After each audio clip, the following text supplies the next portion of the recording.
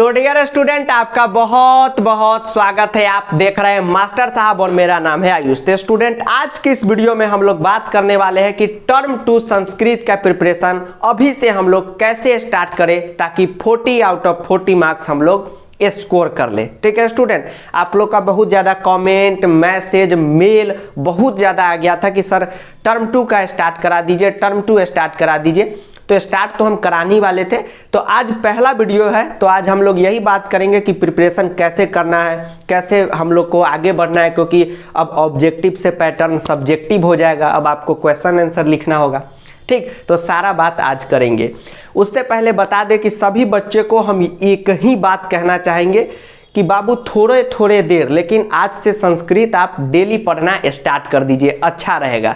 यह ना हो कि टर्म 1 में जैसे आप अंतिम 3 दिन में आए, सर कुछ जुगाड़ बताइए, और हमने सारा क्वेश्चन आपको दे दिया, 5 घंटे का वीडियो दे दिया, सारा क्वेश्चन उसी से आया, आप लोग 40 आउट ऑफ 40 स्कोर कर लिए। और आपको जान के बहुत खुशी होगी कि 10,000 से ज़्यादा बच्चों ने 40 आउट ऑफ 40 स्कोर किया है संस्कृत में। ये बहुत बड़ी बात है स्टूडेंट, एकदम धुआं आपने पेपर का कर दिया। अब आइए जानते हैं कि टर्म 2 का प्रिपरेशन हम लोग को कैसे स्टार्ट करना है।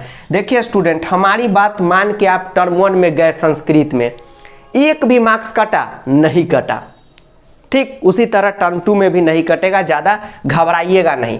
और ना आपका कटेगा और ना आपके बाबू का कटेगा, तो घबराना क्या है। देखिए, 2 काम हम पुराना बात बताएंगे। आप अगर पुराने स्टूडेंट होंगे तो जानते होंगे कि क्या सर बताने वाले हैं, फिर से वही बता रहे हैं, ज़्यादा बोर नहीं होइएगा, मेन मुद्दा पे आएंगे 2 सेकेंड बाद।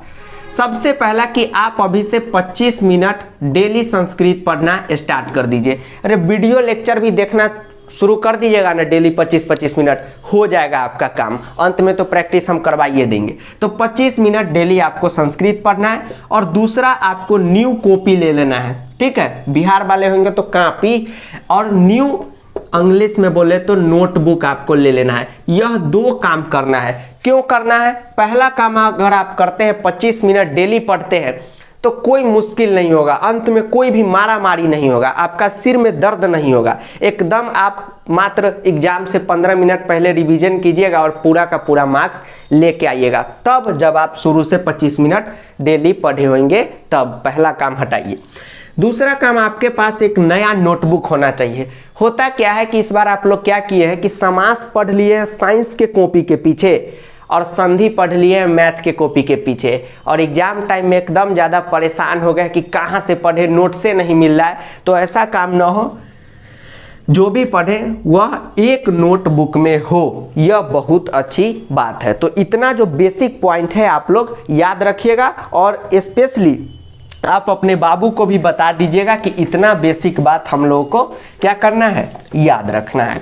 अब बाबू थोड़ा सा संस्कृत में आप दिमाग लगाइएगा, क्योंकि पैटर्न जो है ऑब्जेक्टिव से सब्जेक्टिव हो चुका है। देखिए स्टूडेंट, सबसे पहले आप एग्जाम देने जाएंगे तो आपके पास पहले अंकल जी मिलेंगे, जिनका नाम है अपठित अबोधनम। ठीक है, इनका नाम है सिर्फ अबोधनम, अबोध बालक, लेकिन यह बहुत ज़्यादा मुश्किल चीज़ है, अबोधनम। अब देखिए इसका मतलब क्या होता है वह समझिए। देखिए स्टूडेंट, इंग्लिश अंकल का आप एग्जाम दिए होंगे तो उसमें एक पैसेज आता है, अनसीन पैसेज। इसका मतलब होता है कि ऐसा पैसेज जिसको आपने पहले कभी नहीं देखा है, एग्जाम में ही देखेंगे और उसका आंसर करेंगे।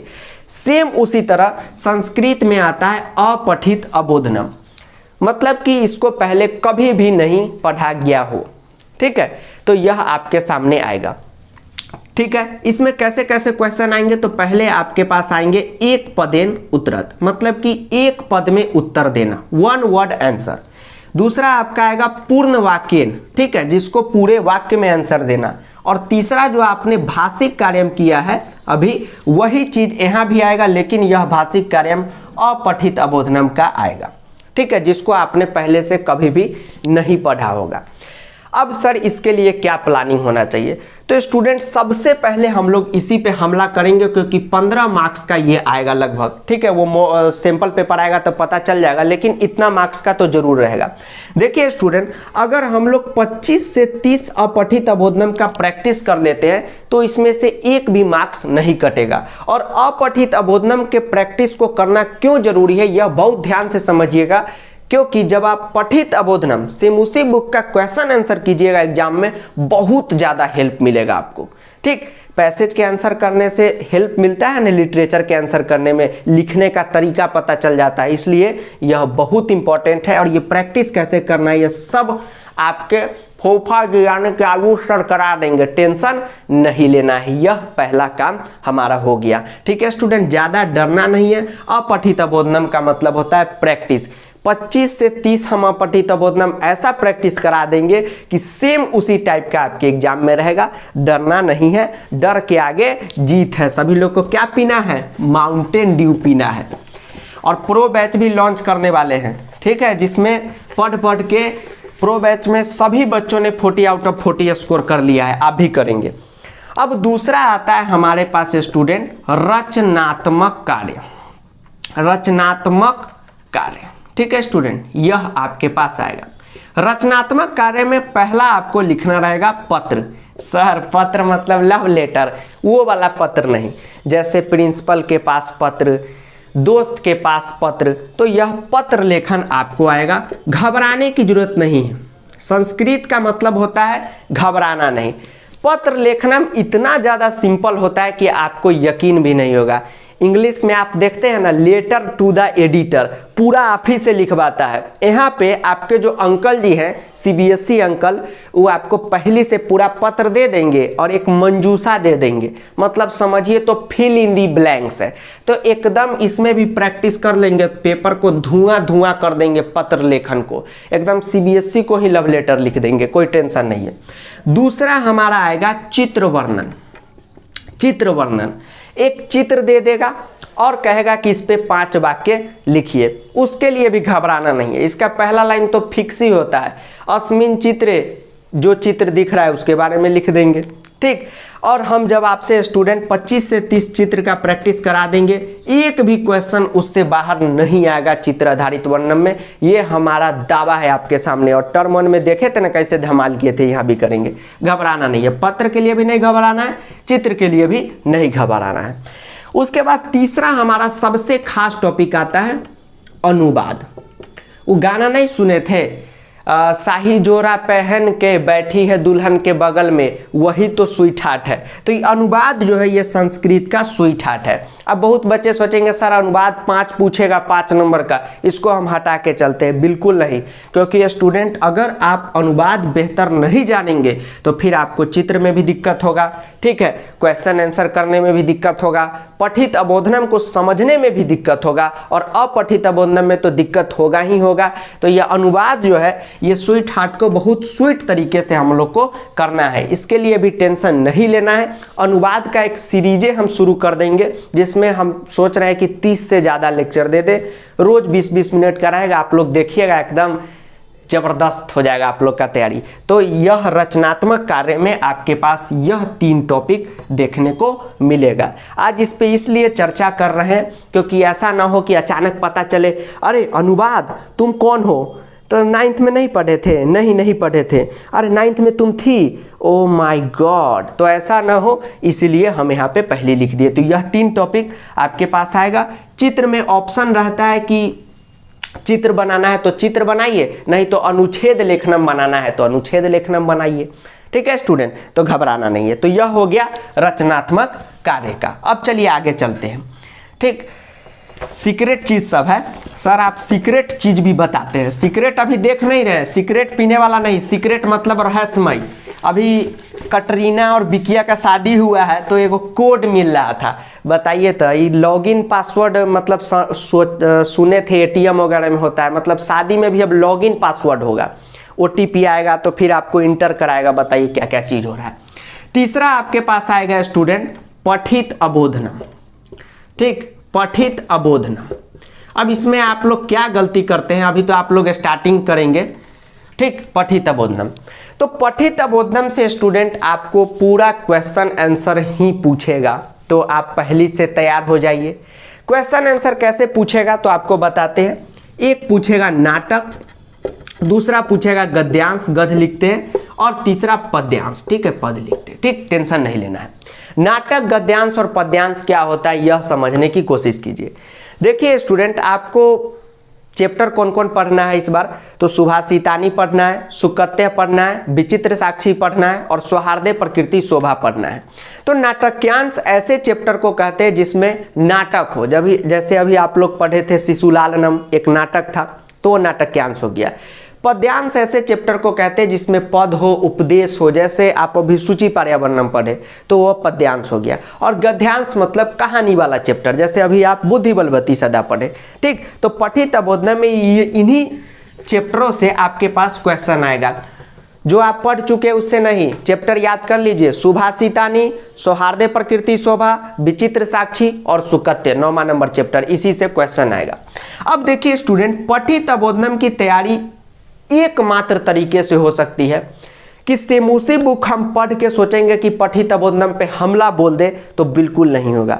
फिर आप अगर सोचते हैं कि अंतिम में आए और 2 दिन में पठितबोधनम पे हमला बोल के हम चले जाएं, तो भी बिल्कुल नहीं होगा। पठितबोधनम के लिए हमारे पास जितने भी 4 चैप्टर पढ़ने हैं, इससे मिनिमम स्टूडेंट आपके पास कहिए तो 50-50 लेके 200 क्वेश्चन आपके पास यहाँ पे बनेगा। चारों चैप्टर से मिला के 50 क्वेश्चन पर चैप्टर, 200 क्वेश्चन। ठीक है, इन्हीं 200 क्वेश्चन का क्या करना है, हमें बार बार अगेन एंड अगेन प्रैक्टिस करना है। पठितबोधनम हमारा हो जाएगा। पठितबोधनम में भी वही पुराना घिसा पीटा चीज, एक पदेन, पूर्ण वाक्य ने, ये सब पूछेगा। तो पहले क्या करेंगे, चैप्टर पढ़ेंगे। सबसे पहले चैप्टर पढ़ेंगे, वो जो चारों चैप्टर है, और उसके बाद हम लोग क्या करेंगे, पठितबोधनम को पढ़ेंगे। ठीक है स्टूडेंट, तो इतना सब कुछ आपको करना है।